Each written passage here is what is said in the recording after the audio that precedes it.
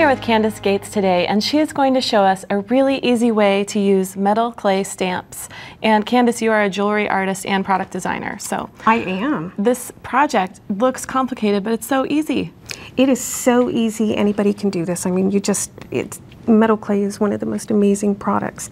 So what I've done here to get started is I've taken my clay and I've made a snake and kind of elongated it so it matches about the size of the texture that I'm going to be using. I'm going to just roll it out.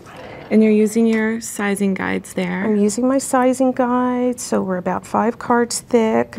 I've sprayed my surface so that the clay is not going to stick. And I see you're working on a PMC mat I here. am working on a mat because you want something that is not going to stick to the clay. All right. So once it's rolled, we just put it on the texture. Now I like to just use my fingers because you can feel the clay.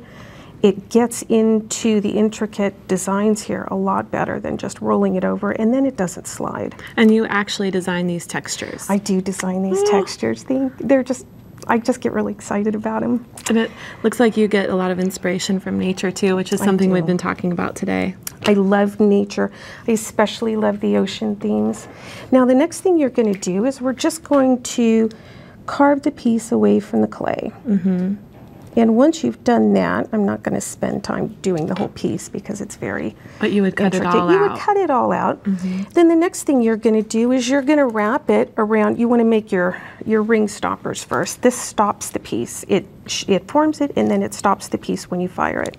So you choose this in the size that you want your ring to be when you're finished? This is actually about 2 sizes larger because the clay is going to shrink. So we're going to form it around this, and we are going to, well, we would put some clay on it. And it looks like you have your Teflon surface here, so it's non-stick. And then we put our non-stick spray on here as well because otherwise the clay will stick to it. So what we would normally do is we would take this piece that's cut, we would wrap it around here, and we would let it dry. Okay. Now, this piece is dried. So once it has dried, we go ahead and we finish it. And you want to do all your finish work before you fire it because it's much easier when it's in the clay form than when it's And when you fired. say that it's dry, you're just saying it's air dried for a while. You can air dry it. You can put it on a coffee cup, you know, one of those coffee cup warmers. You can put it in dehydrators, work wonderful. Or you can just let it air dry for a day. You're just letting it get really dry before you, and then you clean it, and then I you're clean going it. to fire Baby wipes are an amazing tool. I love baby wipes. When you get into some of the finer areas, you want to use some of your files and get in there and just get all the edges smoothed out so that you don't have to go back and do it once it's silver. So then we are now ready for the exciting part. We are going to torch the piece. Okay. So what we do is we have one of the metal, this is called solderite pads, so that you obviously don't want to fire this on your table or your kitchen counter or something like this, a fireproof. So this is it's a special pad, and you're using this with what kind of torch? This is a butane torch. It's a very simple little torch. It's like a creme brulee torch, a little bit. Okay, a little higher torque. Yeah, a little bit better. Do you need your safety glasses when you're firing? Yes, I do. Okay. Just making sure. Thank you. You're welcome. I do need my safety glasses. So you're going to torch this. We are going to torch this. Bright orange, am I right? Yes. Okay. And we're not going to do it completely here because it takes 3 minutes, but the idea is to just keep torching it, keep an even fire on it. And when you get to that beautiful glowing orange color, you go ahead and keep it hot and even for 3 minutes. Okay. And how do you get the other side of the ring?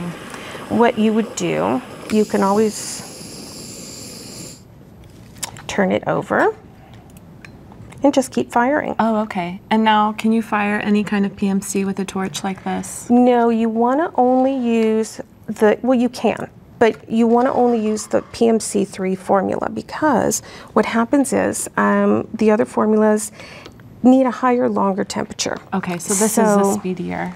This is the best one when you're using the torch. And then it's going to look like this. Then it's going to look like this.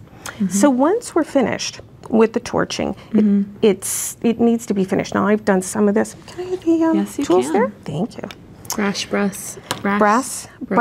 brush, and I like the agate burnisher. And we're just going to work off that powdery. Yeah, they call it kiln dust. I don't know what you call it when you use the torch, but normally it's called kiln dust.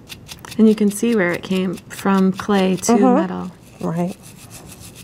All right, so once you've brushed this up, then what we do is we've burnished a little bit. We're going to dump it in the liver of sulfur. All right. And we're going to do the patina. Yes, we can definitely smell your liver of sulfur there. Make sure you're using a ventilated area, right? Yes, definitely. And you want to keep your fingers out of that solution too. Yeah, you can put your fingers in there. I just don't want to smell like liver of sulfur the rest of the day. Okay.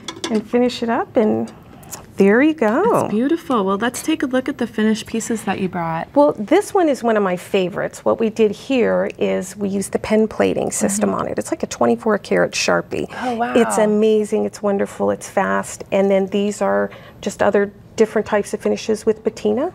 Well, this was a great project. It's so much easier than it looks. Thank you. Thank you.